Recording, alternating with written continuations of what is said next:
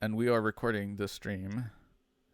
So first and foremost, I want to thank everyone who joined the stream, whether it be live or after the fact. Thank you. Yeah, and don't forget that since we are kind of trying to get our rhythm on this, take and send me that link right now, and I'll take and post it on Facebook.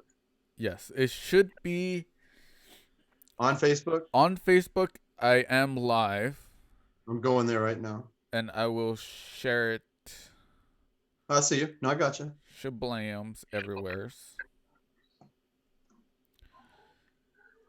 And I will tag. Oh, cool! Look, I'm looking at it. Yeah. It looks like it's got like a 10-second buffer, which is not that bad. And then so you can easily just share it. Yeah, I just hit share. I didn't even write anything. I just hit share now. Yeah. And then Moriah, you can do the same thing with your phone. So first and foremost, thank everybody.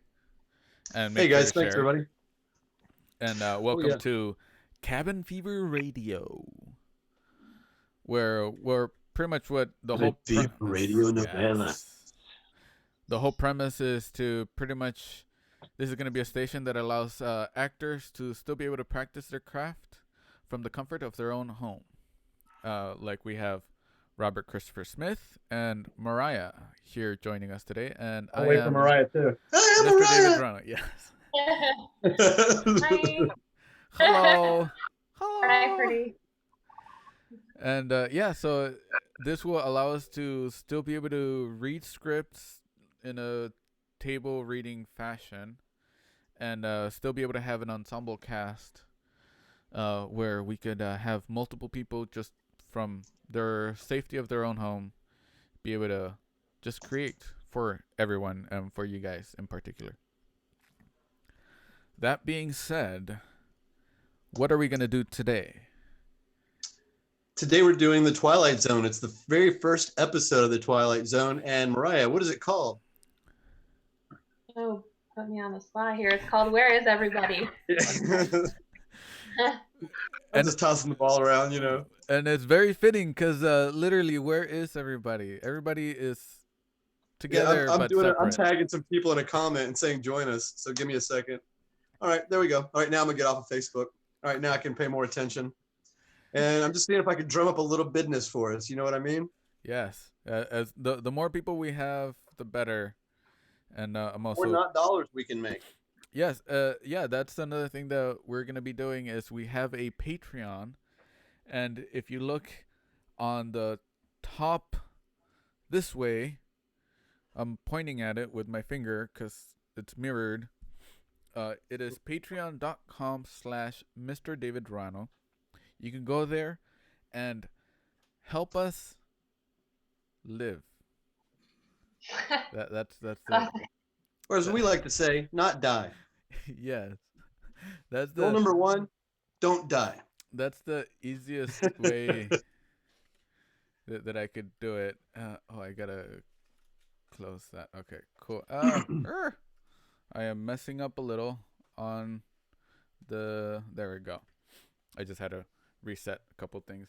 You'll see it 10 seconds after I do it. So since this is our first time doing it, you guys, we're doing it a little bit different. We'll probably have bigger casts in the future, but this is our very first time. We'll probably make mistakes tonight. We'll probably always make mistakes, but we're kind of ironing out the kinks tonight. We're really focusing on the great talents of Moriah. She's really carrying this tonight. And David and I are along for the ride. David will be doing the Rod Serling parts of the narration, and I'll be reading the actions and stuff to kind of help you guys understand how her character Michelle is navigating through this oral universe. Yes. No pressure. No pressure. No whatsoever. pressure, Moriah. I like to call her Mo when I text David. I usually say, "What about Mo?" Oh my gosh, I love that. Yeah, because we always want Mo actors every time. Mo actors. We want Mo Moriah. So this one is written, as many were, you guys, by Rod Serling, one of my favorite writers, an inspiration for me to become a writer. In fact, this show I've been addicted to since I was probably 5 years old, and I started finding it on TV, and it scared the shit out of me when I was a little kid. And I look forward to reading this for you guys tonight. Hang in there with us. Are we ready? I believe Ready. so. And I will also, to the audience, you can chat with us live.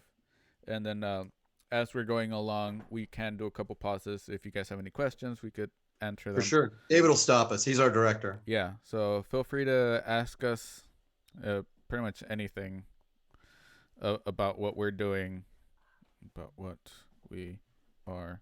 I'm typing it up. Okay, cool. So that should... Ready? Yes. So we are going to start with... Okay. You're like a giggly little girl. It's so funny. I totally am. 'Cause I keep on getting ready to do my thing, and then I'm like, nope, not yet. Ready? Are you guys ready? Do we have I'm music? Music, Dun, maestro. dun, dun. If you guys want to help us with music, and you guys are musicians, I want to sing hit us up. about the moon and the June and the spring. Exactly. Oh, not that. Okay. Just like that, except hopefully not copywritten music. All right. Much. Here we go. We want money. All right, hold on. So should I start with the title and credits, and then you start with that, and then I gotta Act 1. I gotta Yeah, remember. sure. There we go. Good. Ready? Ready. This is Cabin Fever Radio showcasing The Twilight Zone, Season 1, Episode 1. Where is Everybody? Written by Rod Serling. Act 1. Standard road opening. Shot of the sky. The various nebulae and planet bodies stand out in sharp, sparkling relief. As the camera begins a slow pan across the heavens, there is a sixth dimension beyond that which is known to man. It is a dimension that is vast as space and as timeless as infinity. It is in the middle ground between light and shadow, between man's grasp and his reach, between science and superstition, between the pit of his fear and the sunlight of his knowledge. This is the dimension of imagination. It is an area that might be called the Twilight Zone. Dum dum dum. The camera has begun to pan down until it passes the horizon and is flush on the opening shot. Each week, the opening shot. We are now looking down the small 2-lane asphalt highway. It is dawn. The road is deserted, save for a small diner on the left-hand side. A broken neon light flashes on and off over the front door. From inside, the sound of a rock and roll record, rock and roll, lends a strange, raucous dissonance to the early morning silence. Then the camera sweeps right for a long shot with Michelle Ferris, who suddenly appears. She's walking down the road. Her step is tentative, unsure. She's a tall woman in her 30s. Her dress is nondescript, her only identifiable garment being army pants. There's an indecisiveness, a puzzlement in her features as she comes closer to the camera, sees the diner, stops, rubs her knuckles over the sides of her face, and feels grease on her face. She pats her pocket, unsure, reaches in and pulls out a couple of dollar bills. For some reason, this buoys her up. She looks a little more resolved as she walks up the steps and into the diner. We are looking at a female Caucasian, age approximately 31, height approximately 5'11". As to her name, where she is, and what she's doing there, this even her doesn't know. Even she doesn't know. For the journey that this female will take is an excursion into the shadows. And all of you are invited to go along. Dissolve 2. Opening billboard. Interior diner.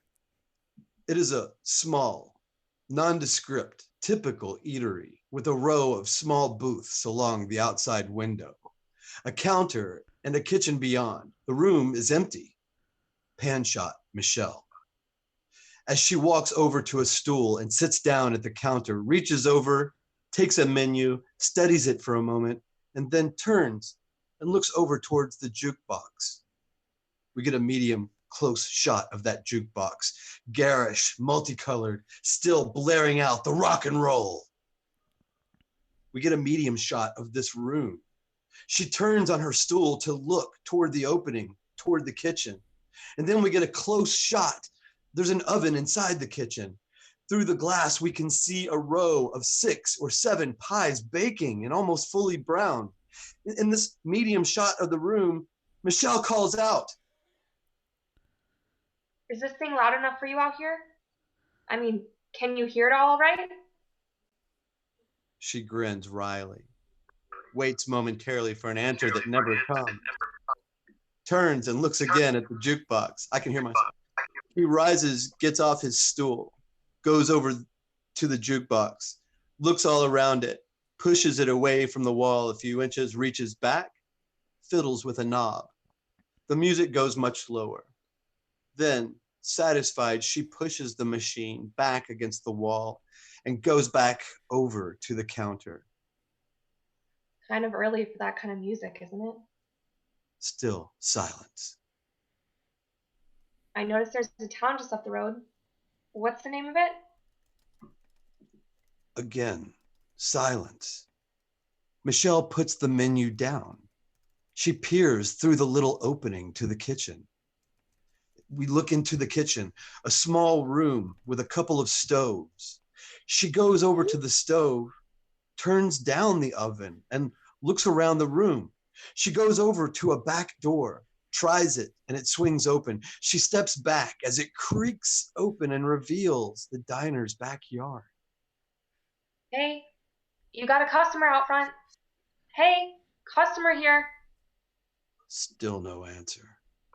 Michelle turns, retraces her steps to the lunch counter. We look in a medium shot of the room. Michelle still shows no real emotion beyond a puzzlement. She's neither frightened nor concerned as yet. Again, she picks up the menu and studies it. She just talks out loud now. I think ham and eggs. Eggs up and soft, hash browns, coffee, black. Customer, got a customer out front. Ham and eggs, hash browns, coffee, black. She stands there by the open swinging door, staring into the empty kitchen. Her eyes dart about now, and for the first time we see something beyond puzzlement on her features. What supplants it is irritation, not acute, but definitely there. She reaches into her shirt pocket and takes out a crumpled pack of cigarettes, goes back to the lunch counter. Now she scratches her head, sits down on the stool for a long moment. Suddenly the music on the jukebox stops. The sudden cessation of noise brings with it a silence even more obvious. Michelle turns to stare at the jukebox. She looks up at the clock. We have a close-up shot of the clock. It is on the counter near the coffee urn, its face turned sideways so that Michelle can't see it. Medium close shot of Michelle as she goes over to the clock to turn it around and stare at it. We get a close-up shot of the clock and it reads 5:45, 5:45. A medium shot of Michelle. She turns away from it, but in doing so brushes against it and it knocks it to the floor. A close-up shot of this clock on the floor as Michelle bends over and picks it up. The face of it is broken. She puts it back on the counter and then goes back over to her seat. A medium close shot of Michelle. Her fingers tap a nervous staccato on the countertop. The silence now begins to be oppressive and nerve-wracking. Suddenly, as if an afterthought, she reaches into her pocket and pulls out the money, looks at it in her hand, then reaches into all her other pockets. She finds nothing. She rubs at her face again. Michelle speaks aloud, but obviously to no one, in an attempt to make noise or sound or just to end the stillness. Cash customer here. Hungry cash customer. I got $2.85. $2.85 American money. American money. Sure. American money. She looks at the clock again and into the opening to the kitchen and the swinging doors, at the silent jukebox, and then back at the money in her hand. Well, we got this much settled. I'm an American. There's a little question about my identity. Let me put it to you this way. I'm not sure who I am, but I've got $2.85 and I'm hungry. This much is established. She gets up off the stool and suddenly slams both palms down hard on the counter, making all the salt shakers and ketchup bottles quiver and rattle. I got $2.85 and I'm hungry. She stops dead now, listening to the silence that enfolds and surrounds her. Then she looks around. Again, the sense of irritation. She takes a drag off her cigarette and then butts it out, rises, goes to the front door and stares out. We see an exterior shot of this lunchroom, the long road that leads away from the lunch counter without a sign of traffic, people, or anything. She whirls around to look back into the lunchroom. I'm gonna wake up in a minute. I know I'm gonna wake up. I wish there'd be a noise or something to wake me up. She suddenly sticks 2 fingers in her mouth and whistles, listens for a moment, and then she whistles again, kind of grinning to herself. A little noise, please? Yes, sir, that's my baby. No, sir, don't mean maybe. Yes, sir, that's my baby now. She laughs a little sheepishly, listens for a moment to the silence, then she turns and goes back to the lunch counter. Interior of that lunchroom, Michelle sits down, buries her face in her hands, rubbing her eyes, massaging her temples as if trying to force out with her fingers some connective link, some reassurance of existence, some knowledge of where she is and what she's doing.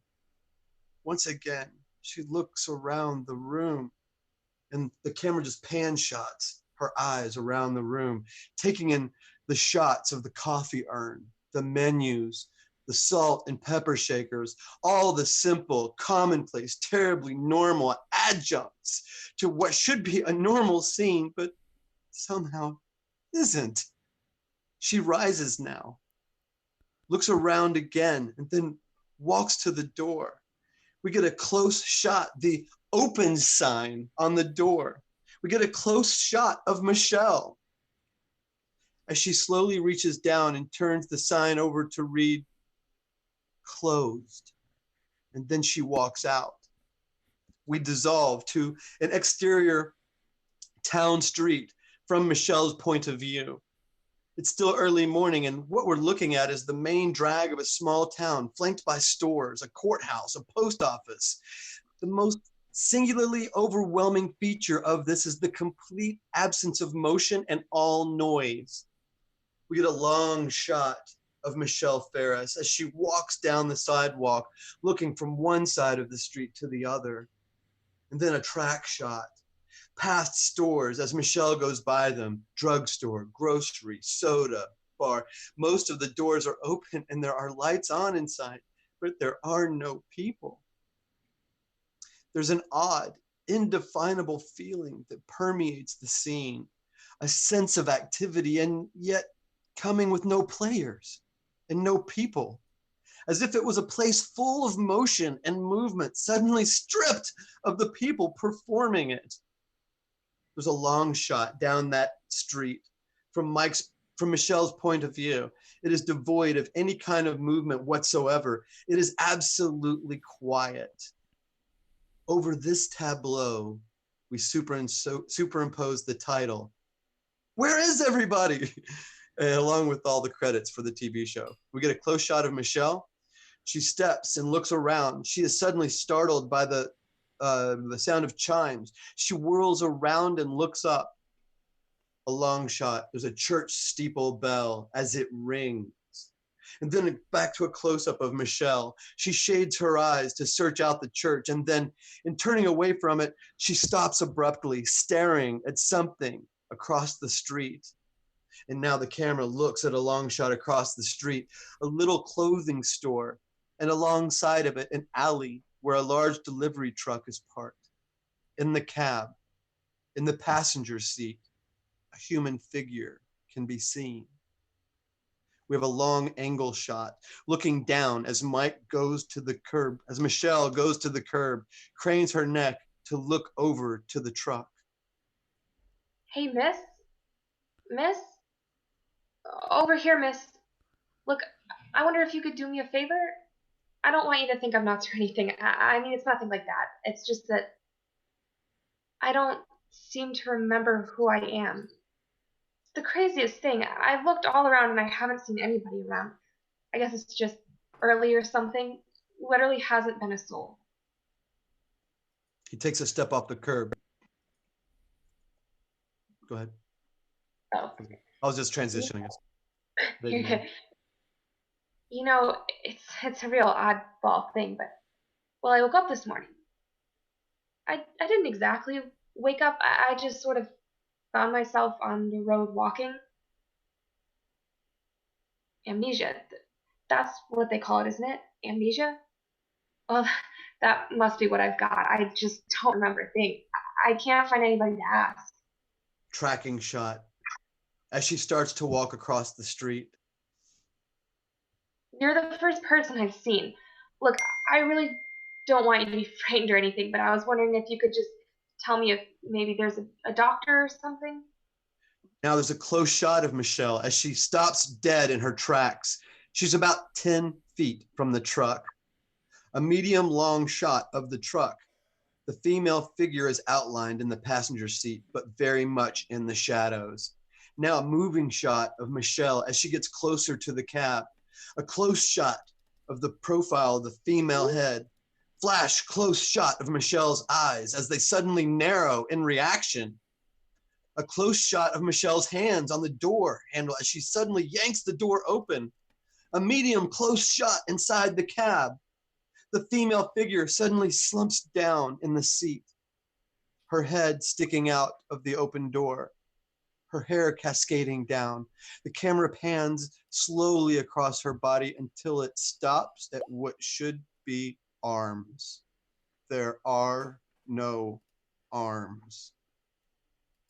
Michelle reaches over, grabs at the hair of the figure and pulls it up and around to stare into the wooden face of a mannequin. She very slowly lets loose and the mannequin tumbles back onto the seat and then down onto the floor of the cab. A close shot of the floor, the mannequin staring up with glassy, manufactured eyes.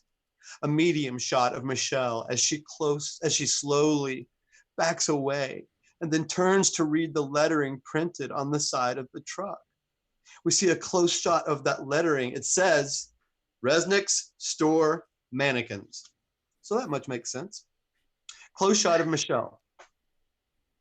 As her lips form the words that she's read, then she turns to look through the window of the cab at the figure of the mannequin. She takes a few steps over to the mannequin and then very gently picks it up and sets it back on the seat. I'm very sorry, sir. I can assure you that at no time did I mean to be so upsetting. As a matter of fact, I've always had kind of a secret yen for quiet men. You get what I mean? Now, don't take any wooden girlfriends.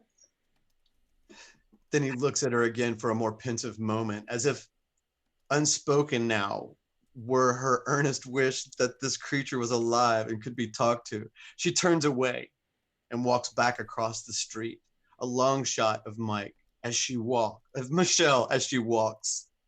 A series of shots, Michelle walking in different sections and on different streets.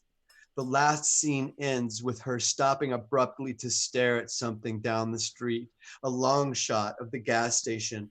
Out in front is a glass enclosed public phone booth. As she walks toward the gas station and goes into the phone booth. Look, I wonder if anyone there could tell me. She stops abruptly, grins, shakes her head, slaps at the side of her head with an open palm, fishes in her pocket and takes out a coin, deposits it in the phone, and then dials the operator. She listens to the dial tone that comes on and off with dull regularity. She jiggles the receiver impatiently. Operator, will you listen to me? She pounds on the phone and then just indiscriminately dials a bunch of numbers. She's about to throw down the phone in disgust when suddenly at the other end of the line, she hears a dial tone ringing. She very slowly and very gratefully picks up the phone now, and she hears a voice filtered at the other end. This is the special operator. The number you have reached is not a working number. Please make sure you have the right number and are dialing it correctly. Michelle starts to shout into the phone. Is everyone asleep over there? What kind of operation you people run? Then she repeats all she's just said as Michelle listens to her, excited beyond words that she has found someone alive. When she finishes repeating the message, she grabs the phone and is about to speak when suddenly she hears the operator's voice again. This is a recording. There's a certain suggestion of tenseness that suddenly shows on Michelle's face. This is the special operator. The number you have reached is not a working number. Please make sure you have the right number and are dialing it correctly. A recording? Operator, look, all I want to know is where I am. I just want to know the name of this place. Then she slowly lets the receiver loose, and it hangs down from the phone box. Michelle's hand touches and then grasps a telephone book, a thin one, that she grabs and looks at it hungrily. A close shot of that telephone cover. On it is written Oakwood.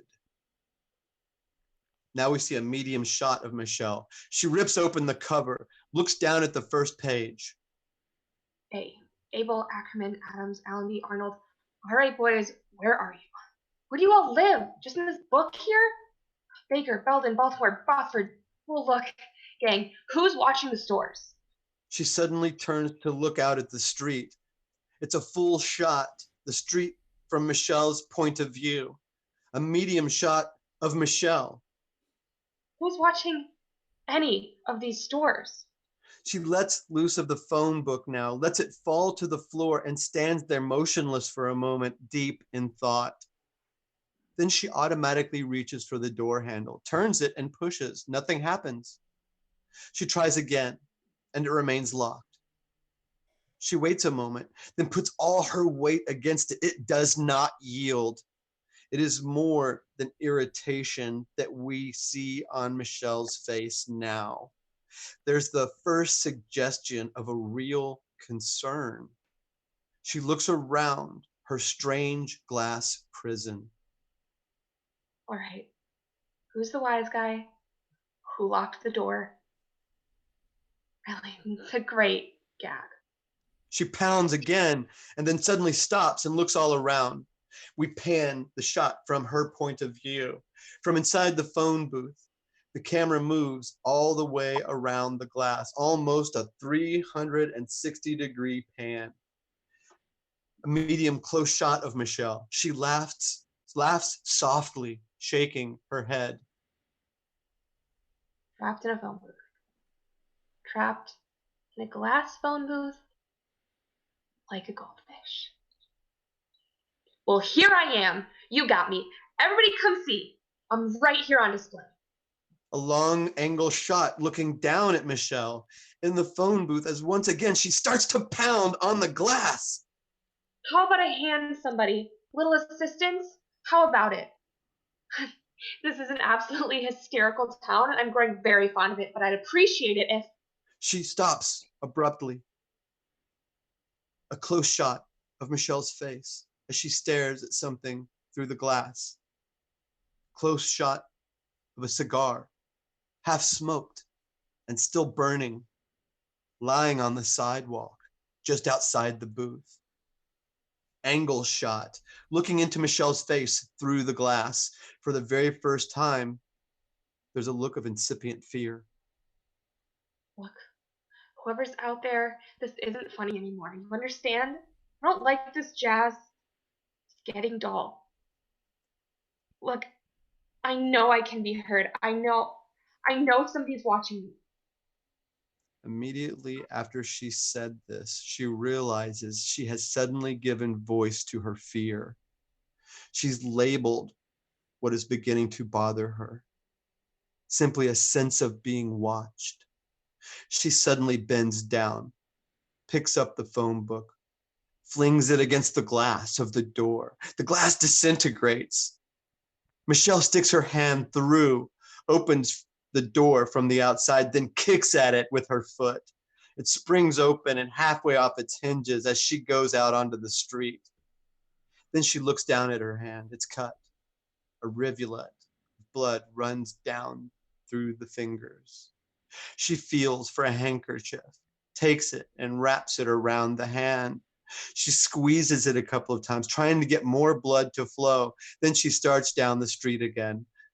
A long shot down the street from Michelle's point of view. Once again, the sense of emptiness and loneliness and that bizarre quality of activity with no actors. Track shot with Michelle as she continues down the street. She pauses in front of a building and looks up. Close shot of the sign, which reads, police station. Tracking shot as she walks up the steps and into the building. Now, the interior of that police station, there's a small anteroom and then an open barred door, which leads to a corridor lined with cells.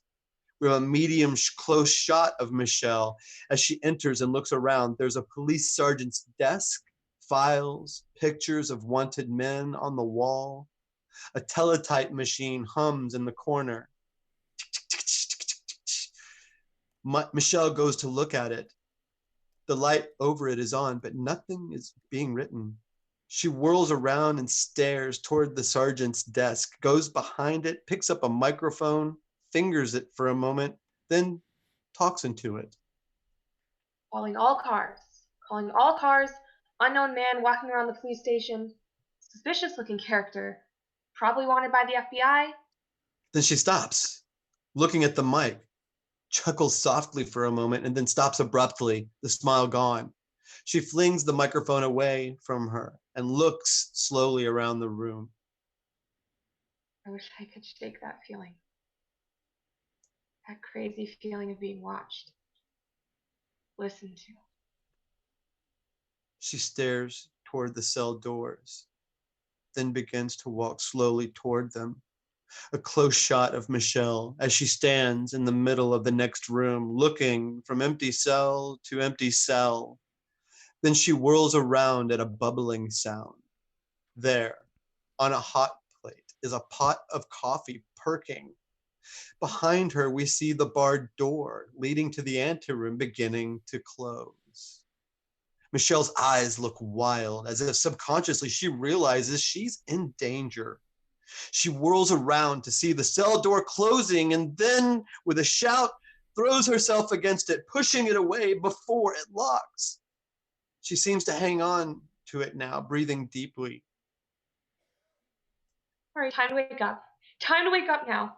She whirls around, her face distorted close up against the camera. She shouts. Time to wake up! She stumbles through the anteroom and then back to the street. And now there's an exterior street long angle shot, looking down at Michelle as she stands in the middle of the empty street. The stores around her, the quiet. She suddenly screams. Where is everybody? Where is everybody? End Act 1. Continue. We could do a quick little pause. Okay. That sounds really cool. Cool. What do you think, Moriah? How do you feel?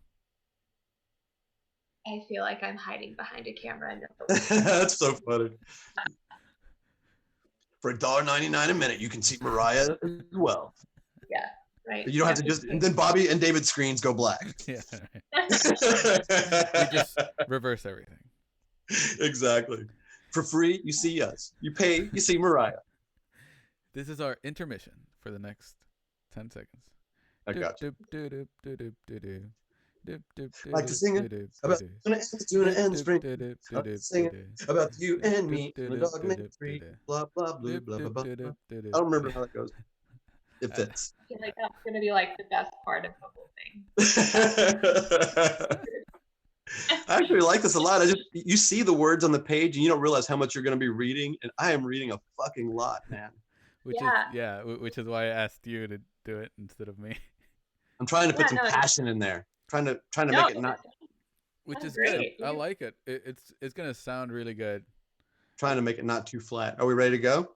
Yes. Yeah. So now are you ready to go? So do we have our music? I like to sing it about tuna and the spring. Act 2. Fade on. Film clip. A hot and high afternoon sun, shimmering in a sea of heat waves. The camera sweeps down until it is level with the street, and a long shot with Michelle Ferris as she sits on a curb, staring dully and numbly across at nothing. The church steeple clock sounds too. Bong, bong. She looks up, listens to it, but is no longer shocked by it. She just lets the sound of the chimes play along the edges of her consciousness without really being aware of them. Now she rises and walks slowly, methodically, without much apparent purpose across the street. She looks up to see a sign reading, drugstore. She enters.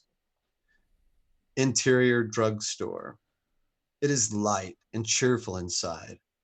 On the left-hand side is the soda bar with a big mirror behind it, full of stickers advertising various concoctions, soft drinks, ice cream, sandwiches. Michelle, as she enters, pauses by the cigarette and candy counter. She looks through the glass for a long moment, then reaches behind and takes out a couple of cigars. She unwraps one, sticks it in her mouth, lights it, takes a couple of draws, butts it out, reaches in another box, takes one of those, then looks in the box. 2 for $1. Now that's more like it. I always like an expensive cigar. Then she turns with a smile and says to nobody, how about you guys? Any of you want a cigar? A series of shots of empty rooms, of empty booths, a medium close shot of Michelle as she gets up on a stool. I'll take a chocolate soda with chocolate ice cream. She starts to laugh, but the laugh is checked almost immediately as she sees her reflection in the mirror behind the counter. Her fingers run exploringly across her face, taking in the fact that she's not wearing any makeup, the hollowness beneath the eyes, the strange, haunted, frightened look that is obvious there. She looks at herself. She looks at him. She looks at herself again for a long moment. You'll forgive me, but I don't recollect the name. The face seems vaguely familiar, but it's the name that escapes me. I'll tell you what my problem is. I'm in the middle of a nightmare that I can't wake up from. You're part of it. You and the ice cream and the cigar, that police station and the phone booth, that little mannequin, this whole bloody town, wherever it is, whatever it is. I just remembered something. Scrooge said it. You remember Scrooge? Ebenezer Scrooge? It's what he said to the ghost, Jacob Marley. He said, "You may be an undigested bit of beef, a blot of mustard, a crumb of cheese, a fragment of an undone potato. There is more gravy than a grave about you." You see, that's what you all are. You're what I had for dinner last night. You must be. But now I'd like to wake up. I've had it. I'd like to wake up now. And if I can't wake up, at least I'd like to find somebody to talk to. She rises now and goes behind the counter. She starts to fix herself a chocolate soda, experimenting with some of the cupboards until she finds the right ingredients, the ice cream, the milk. Then she mixes herself a soda, tall, frosty, delicious. She starts to sip it with a straw as she walks around the drugstore. She stops by a poster of a high school football schedule. We see a close shot of this cardboard sign, and it reads, Oakwood High School. 2020 schedule. A list of teams and dates to be played appears below. Probably should have said 1958 and kept it that way. A list of teams and dates to be played appears below. Medium close shot of Michelle as she takes it in one hand and reads it as she sips the soda. But the normality of it suddenly points out the incongruity of what he's living through. There's that word I said earlier, of what he's living through. He puts the poster back on the counter, shaking her head. She puts the poster back on the counter, shaking her head, staring at it. I must be a very imaginative woman. Very imaginative.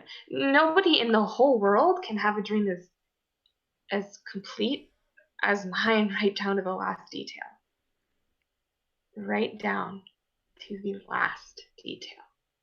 She turns, stares across at a big magazine rack near the front window of the store. She crosses over to it, stares down at some of the magazines, then kneels down, interested.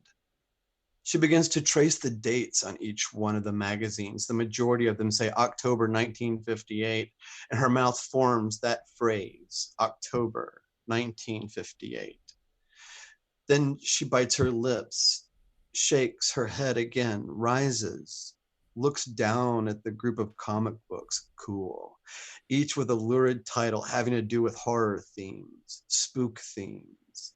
Then suddenly she stops and looks down at one, the cover of which is peeping out from behind the others and whose title is visible.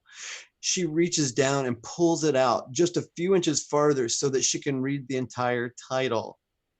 We see a tight, close shot of the cover, and the title says, The Last Woman on Earth.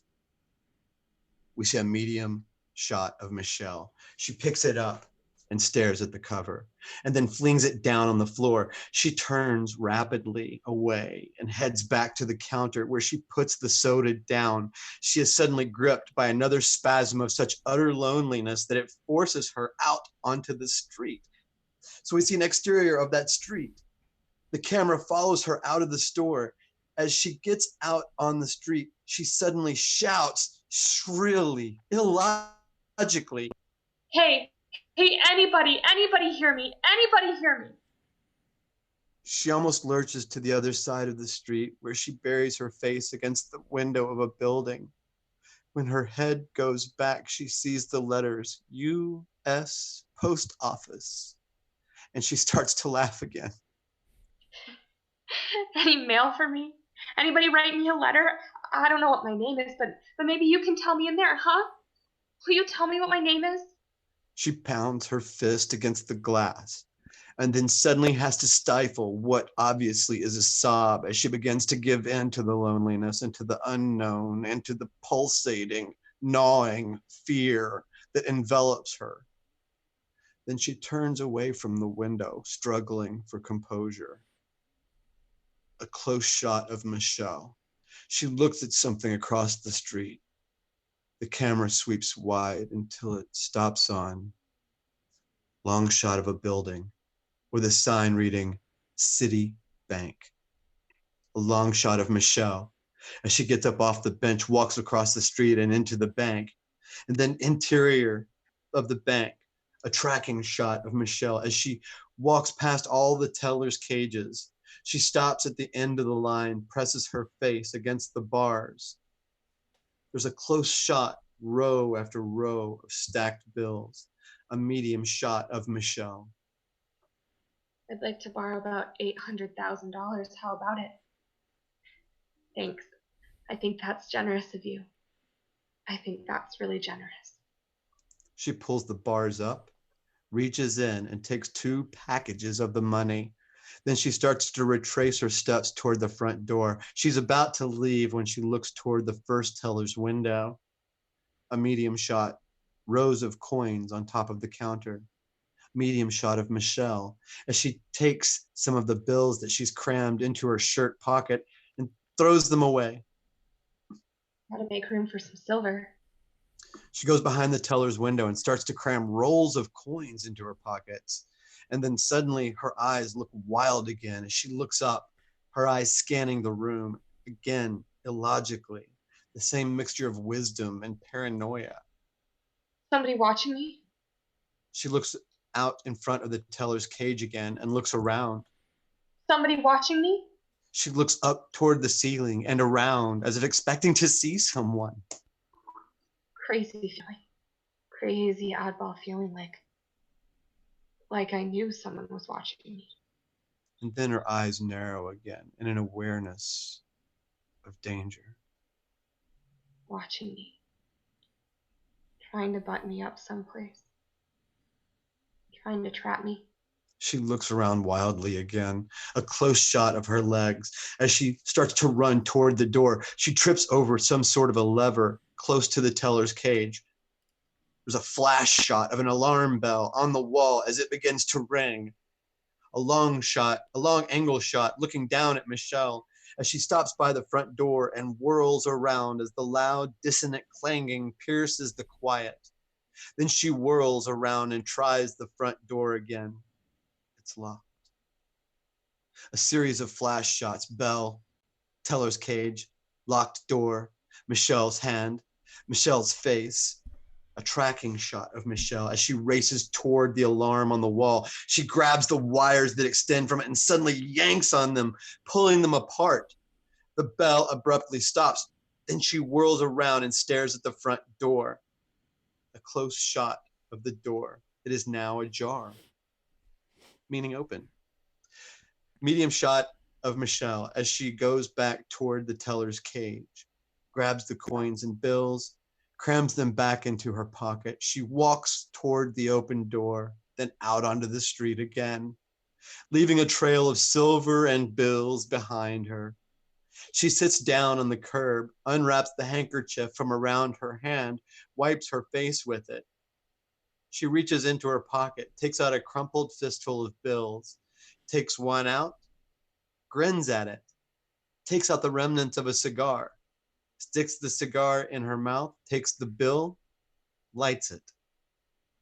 Here's something I've always wanted to do. I always wanted to do this. She takes the lit bill and lights a cigar with it. Then she lets loose of the burning bill and watches it flutter to the ground and disappear in ashes. Michelle watches it burn, and then slowly her face looks tired, hopeless. Big deal. So what?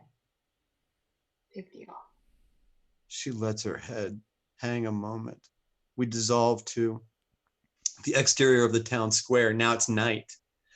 Tight, close shot street lamp as it suddenly goes on.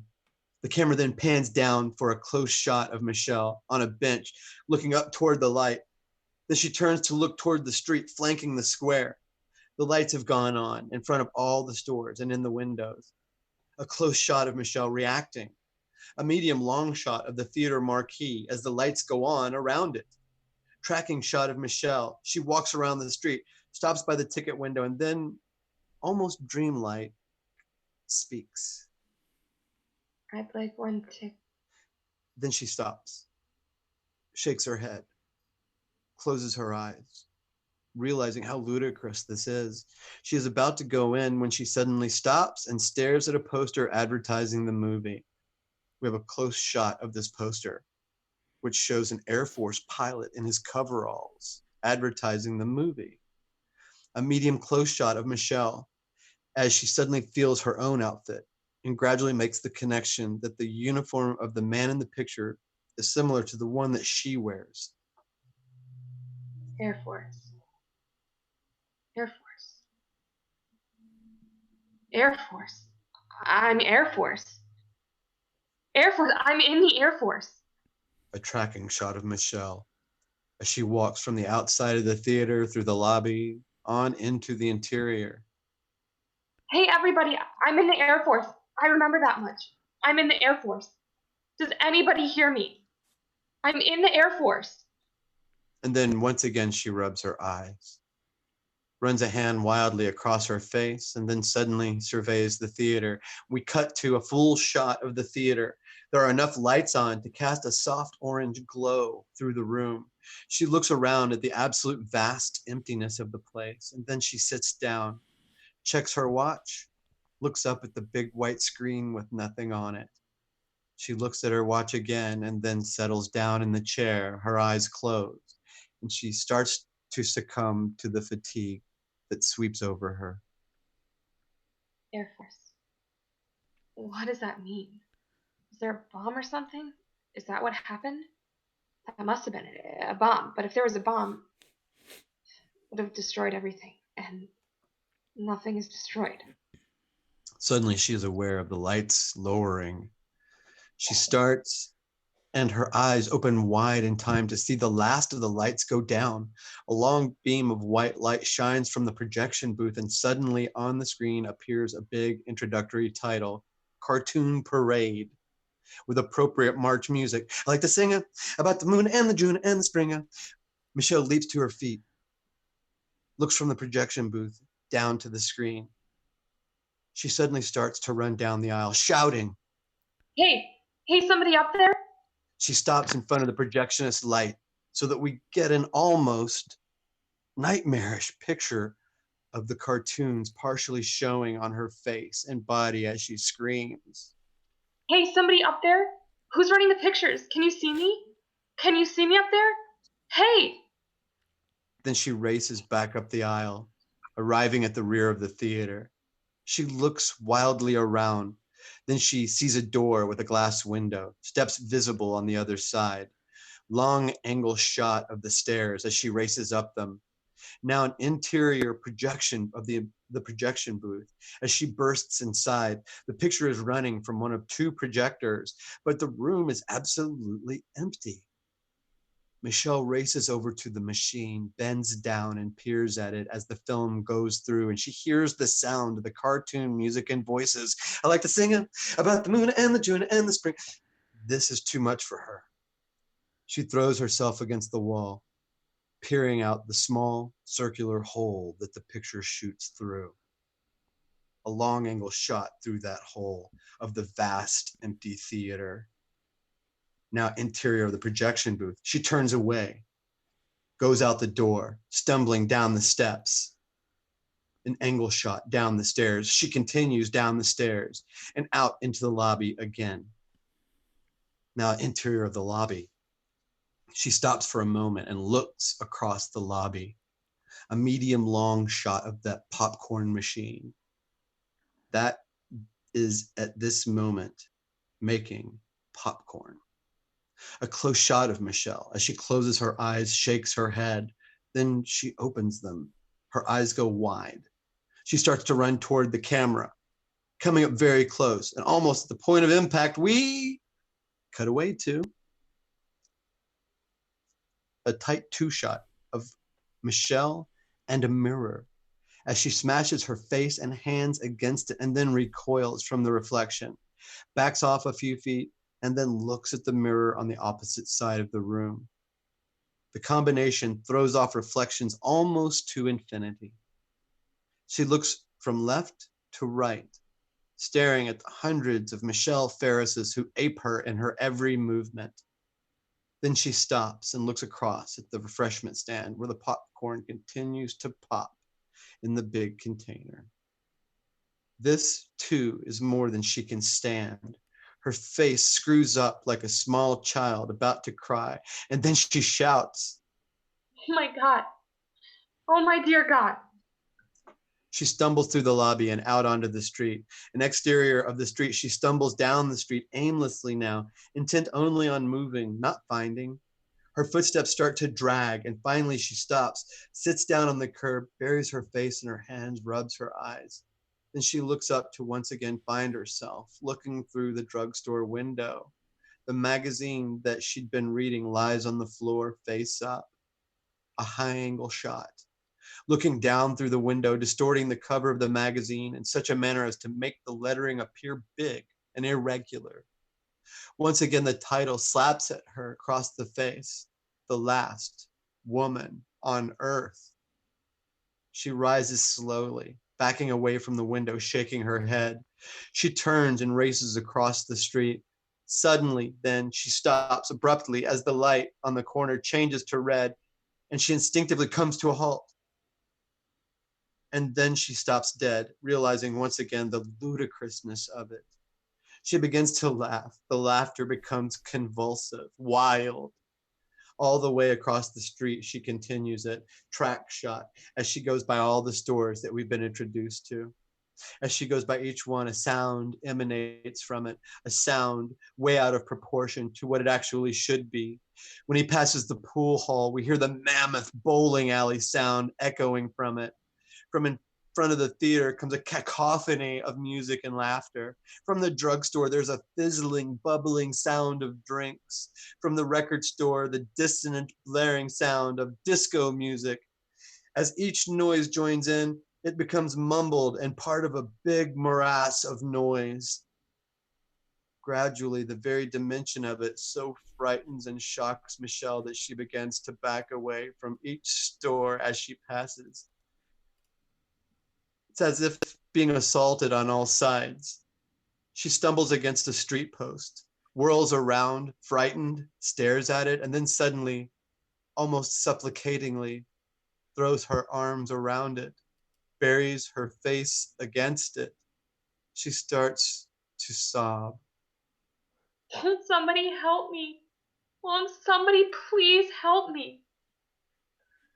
Then her sobs subside, and she stands there, breathing deeply. Her eyes slowly open. Sweat stands out on her features. She looks haggard, desperate, close to cracking.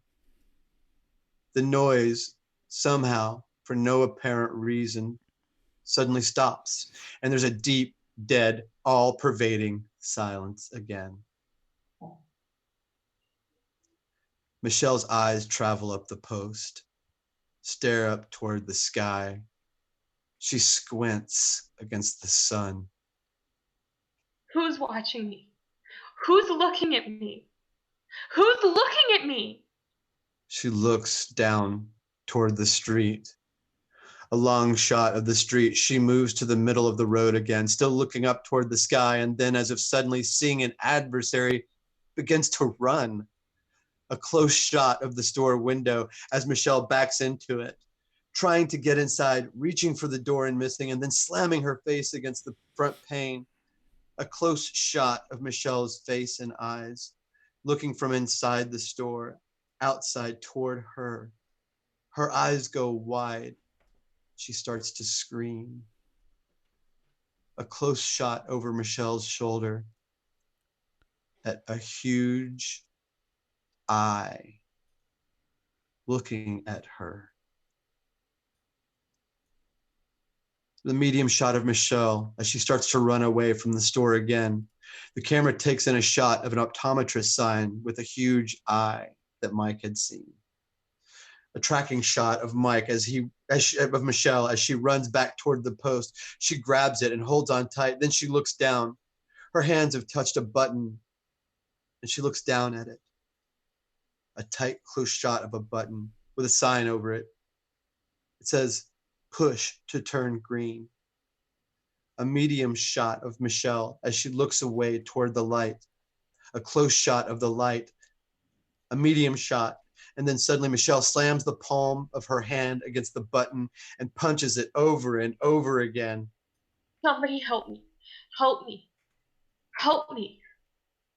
A close shot, the light, as it flashes from red to green, from green to red, from red to green, and over again. A close shot, Michelle's hand, as she keeps pushing the button, her voice sobbing, screeching, plaintive, frightened. Somebody help me. Please. Please help me. Dissolve to, out of focus on her hand. Close shot, in focus on her hand, pushing a button on an instrument panel. The camera dollies away until both the back of the panel and Michelle's face are on a small television screen. There's a long angle shot down a line of officers in a viewing room as they intently watch the screen. We hear Michelle's voice as it coincides with a red light that flashes brilliantly on and off over the viewing screen. Please. Please help me. Help me. A general, obviously in command, turns to his aide on his right. "Clock him! Get him out of there, quick!" Officer 2 reaches over for a hand mic, pushes the button. Release the subject on the double. Interior of a large hangar-like room. In the center of it, illuminated by a couple of spots in an otherwise dark room, is a small, hermetically sealed metal box about 6 by 5 feet and about 5 feet high. A sliding panel is pushed back. Several Air Force men reach down and start unstrapping Michelle and then carefully lift her through the hole. A white-clad medical officer begins to remove the electrodes that have been taped to her body at various points. By this time, Michelle has stopped speaking. Her eyes are half closed. She breathes deeply and irregularly, slumping forward in her seat. We see a close shot of her right fist, smashed against the instrument panel. An extremely tight close-up of her fist and the broken glass covering a clock on the panel, which reads 6:15. A medium group shot of the Air Force men as they remove her. Be careful. She's cut her hand on the clock glass there. A long shot of the general and staff as they hurriedly approach the scene, their footsteps ringing hollowly on the concrete floor. Well, he's all right, sir. Delusions of some sort. I guess that's it. He's coming out of it now. Fine. You get all your data recorded. Yes, every bit of it. Did you get him clocked? Yes, sir. 484 hours, 36 minutes. Good. I'd like to get a look at all the data when they're compiled. I'd like the reaction chart on him, too. The press, sir? He points toward the opposite side of the room. A long shot, 3 or 4 members of the press, as they stand waiting expectantly. A group shot of the general and the others. On the run. If they don't mind, I want to talk to Ferris. Yes, sir. He motions toward the press and beckons them over as the general, the medical officers, and the others start walking in the opposite direction toward Michelle Ferris, who lies on a stretcher at the very far and opposite side of the room. There's a tracking shot with the general and the reporters as they join him and start to walk across the room toward Ferris. You consider it a success, sir? Very much so. He's been alone in that box for something in the neighborhood of 484 hours, which is roughly equivalent to a trip to the moon, several orbits, and then back. And this then is a simulated trip to the moon. Is that right, General? For all intents and purposes. What about the wires attached to her? You got one too. Electrodes. All of his reactions have been charted and graphed. Respiration, heart action, blood pressure.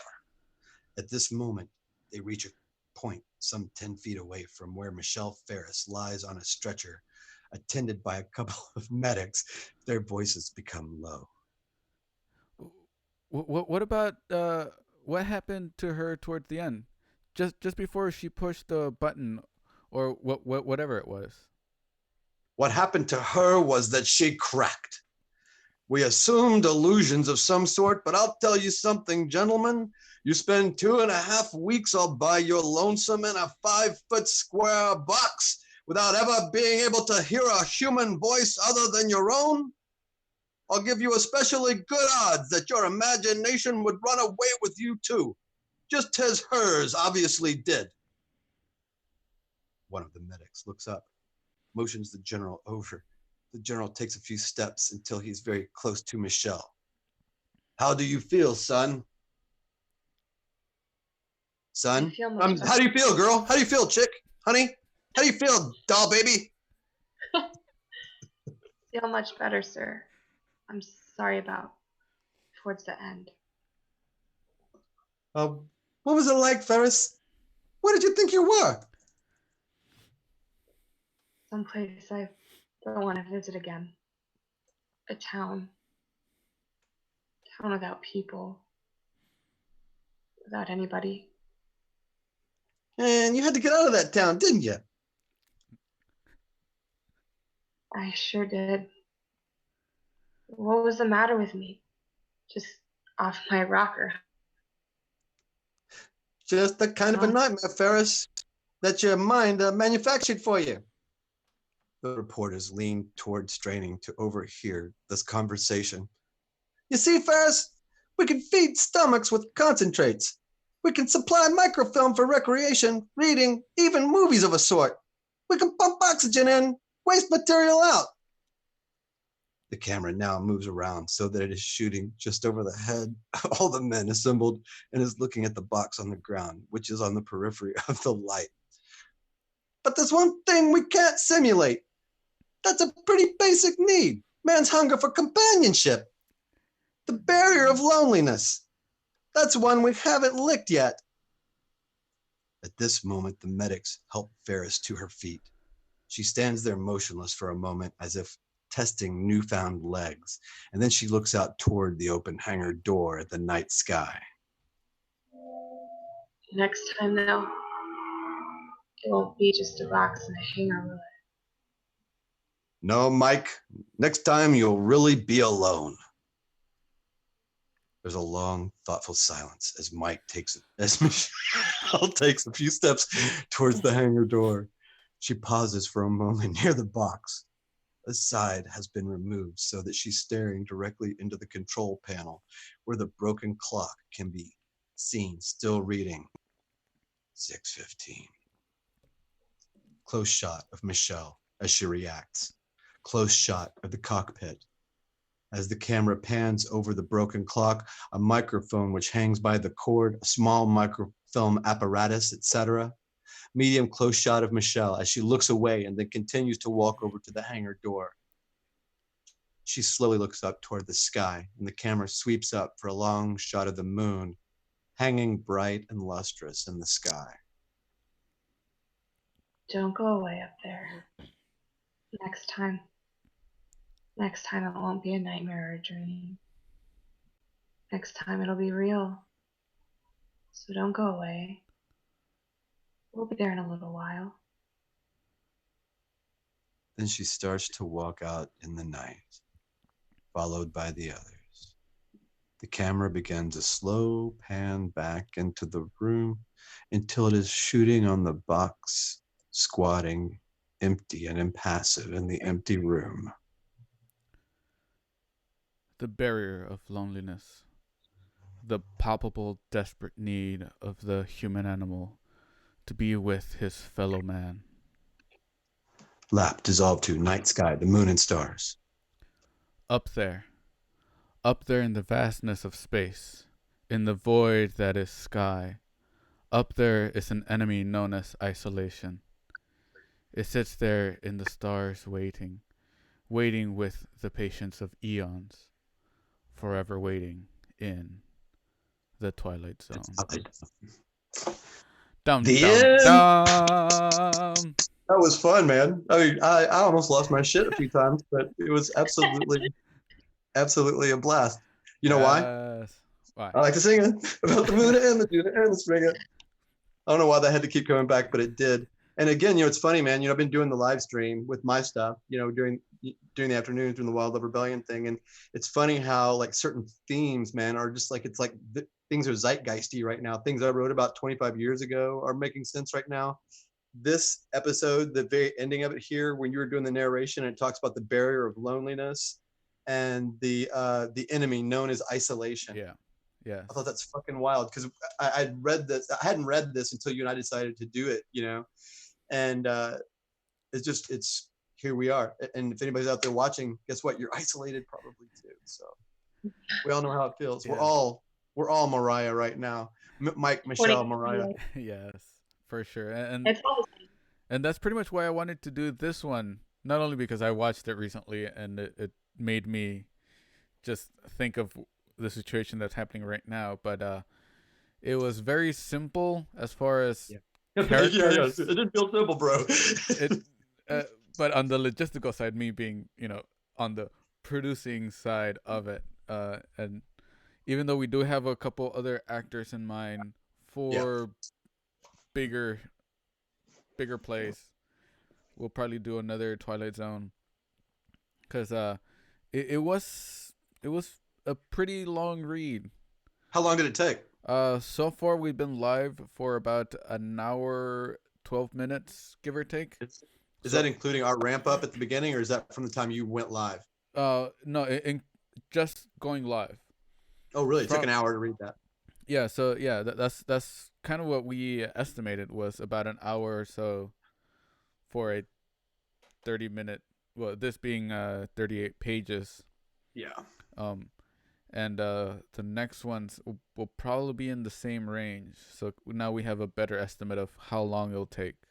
The one big benefit of the future, though, is that like today, I mean, I didn't realize it, like I said, until I was doing it, but I was carrying a lot of the load. I mean, I was hopefully keeping people entertained by reading the actions the way that I was, but I was entertained.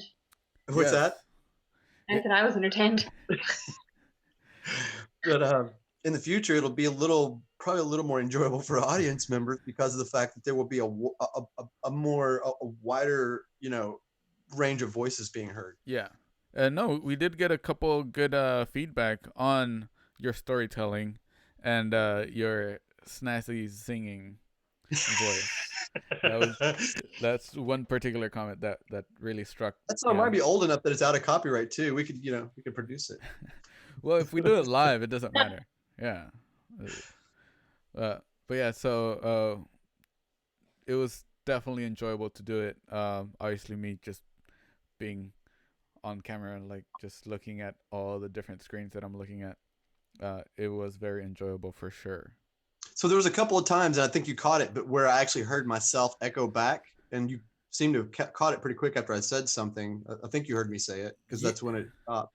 Yeah, there were a couple like little on the technical side that I am monitoring now. Now I was able to figure out exactly the settings. I'm like not gonna touch them anymore.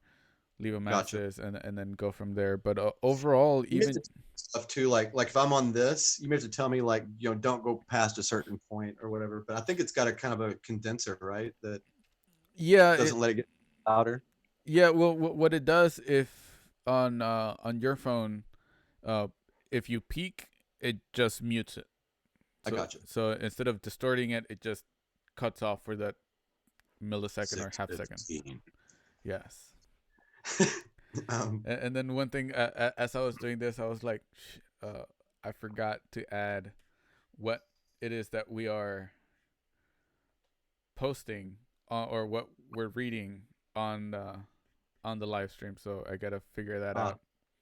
Cause I do want to add it like somewhat permanently on the screen, whether it Right. be under Cabin Fever Radio, because Cabin Fever Radio, follow us, and then the live chat, Yeah. and then And look on what's going on that day. yeah, and then like so I'll add some text as far as what we're doing, so it could be on the screen itself. So I don't know if people are still watching us right now, but what do we normally plan to do as far as before and after these readings? Because we were talking about that too. Yeah, so one thing that, again, having a Patreon page, being able to showcase this in various platforms, and mainly for the Patreon, we will have a post show. So as soon as this feed is finished for the live stream itself, we will continue to chit chat, talk about whatever, whether it be what scripts are we gonna do next, what's going around, what's any Q&As that we have for each other mainly. Yeah. Like, do you guys want to buy toilet paper? Like, I have a roll here for sale. Or do you guys need it? I can mail it to you or whatever. Square by square. Yes. So like, you can't spare a square. Three Not a square squares. square. You can't spare a square. I was watching A that. square to spare. Yeah. Yeah. I was watching that too. Just one square. You can't spare a square. So it'll be like a 15-minute post show after this that will only be on the Patreon. So go over to the Patreon, patreon.com/Mr David Ruano. You could. And since it's your Patreon, it's you're also going to be posting other stuff there too, right? Yes. Right now content. it's mainly gonna be everything that has to do with Cabin Fever. Right on. Whether it be like behind the scenes on how to do this, any Q&As that Bobby and I might do, like as far as what we're planning to do, if you guys want to join us there. If we did a fully produced like radio show instead of just having me narrate, we did like a radio show, would that only show up on the Patreon? Yeah, like a finalized edited version, like nice and clean audio and whatnot, for Patreons, for all the patrons that are hopefully going to join us, and as well as like having your name on the live feed, like on a corner over here, thanking you for the support on every single video, as well as I do plan to do kind of like a once a month live broadcast just for Patreons. So plus it'll probably I'm sure there's other exclusive shit that'll fall into the bucket as you start figuring out what people want. Yeah. And what people want, what people like, even just riffing on what we're doing in general. But yeah, so that's going to be part of the post show. We're including it here, but what we're talking about right here would be part of the post show. But we want you guys to kind of understand what we're doing, especially this being the first episode of the first season of Cabin Fever Radio Novelas. Yes, absolutely. You got to get a good clean cut of all of us saying that. I know, right? Well, that's definitely another thing that I want to do is, because I have a couple mics, some gear and stuff like that here just at the house that I was planning to use, because we were going to do this all together on a table, so it could be more of a table read instead of a virtual table read. If we continue to do this, I know, Bobby, you have a mic set up. I hope you set it up just for, clean audio. Moriah, I can help you set something up. I can. I'll switch over, and I'll probably end up getting a different webcam too. Yeah. How is the webcam on that Mac that I got from you? Because I know it's pretty old. So the webcam's pretty good. It's it's I think 720 by 1280. Okay, good enough for this. Yeah, good enough for this. I don't need to get another webcam until I get another computer. Yeah, so that camera is pretty good. And then you just plug in the mic. Kind of like how I have it set up here, where it's like, is this thing? Were you able to see data as well on, like, did you like in real time, like as people were showing up and watching from wherever they were coming from and stuff, like the aggregate? Yes. I am able to monitor as people coming in, like, because currently right now there's 2 people on YouTube, 1 person on Facebook. Okay. Thank you guys for watching. Oops, sorry. Yeah. Uh, Hi, Jane. and then I can also see the streaming feeds and stuff like that, like how good our stream has gone. Because right now we're at the average is 4,000 kilobits per second, which is pretty good. Okay. 30 frames a second. We haven't dropped any frames, so it hasn't been like choppy. Right. So it's been pretty good. We are streaming out on 720 by 1280, just so it could be easier and still look good on most phones and tablets and whatnot. Yeah. Right now they're talking about cutting bandwidth and stuff anyway. So yeah. But I am recording this separately from the live stream at 1080 that we will re-upload for Patreons with the post-show added to the back. Groovy. So that being said, that worked. I mean, yeah. Like I said, I didn't realize how much. I mean, it's I can't wait till we have more actors on there and stuff, because that was a lot of me. Yeah, which is good, because it's all about Bobby. That's right. Bobby's world fit. Yeah. So pretty much we're gonna be signing off. Technically, us not from the webcam. Just I'm gonna turn off the live stream for everybody else. And we'll continue to chat. Just outside of being live. So I wanna thank everybody. Thank you, Bobby. Thank you, Moriah. And be sure to check out Bobby at Karaoke Crime on Instagram, Facebook, and everywhere else, as well as Moriah at Moriah L. Hart on Instagram, Facebook, and everywhere else. And I am Mr. David Ruano. Mr. David Ruano, Instagram, Facebook, and everywhere else. So signing off for now. I do have a cool little transition screen that people on live will see. So I want to thank you guys, and hopefully see you guys later. I am turning off the stream for you guys for now.